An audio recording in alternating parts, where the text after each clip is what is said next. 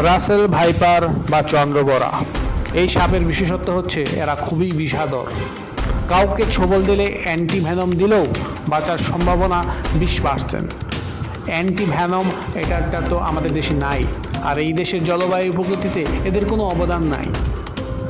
আরও ভয়ঙ্কর ব্যাপার হলো অন্যান্য সাপ সাধারণত নিজেরা আক্রান্ত হলে কিংবা সরাসরি কারো সামনে পড়লে ছোবল দেয়, অন্যথায় কামড় দিতে আসে না, বরং পালিয়ে যাওয়ার চেষ্টা করে। কিন্তু রাসেল ভাইপার দূরে থেকে মানুষ দেখলেও তেড়ে আসে আর কামড় দেওয়ার চেষ্টা করে। অন্য সাপ একরকম বিষ ধারণ করলেও রাসেল ভাইপার বিষ একই সাথে 5-6 ধরনের হয়।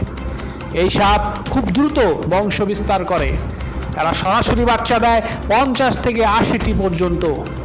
সম্প্রতি বাংলাদেশের আনাচে কানাচে, গ্রামে গঞ্জে, খেতে খামারে, বিশেষ করে রাজশাহী, মানিকগঞ্জ, মাওয়া, পদ্মার তীরবর্তী এলাকায় এই সাপের উপদ্রব বেড়ে গেছে।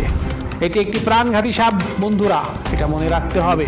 তাই সরকারিভাবে যদি এই সাপ নিধনের উদ্যোগ না নেওয়া হয়, তাহলে বর্ষা মৌসুমে সারা বাংলাদেশে এই সাপ ছড়িয়ে পড়ার ব্যাপক সম্ভাবনা রয়েছে।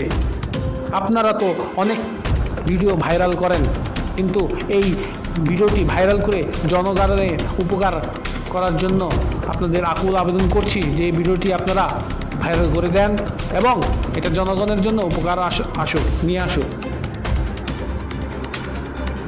ভিডিওটি ভালো লাগলে লাইক অ্যান্ড সাবস্ক্রাইব করুন এবং আমাদের সাথেই থাকুন।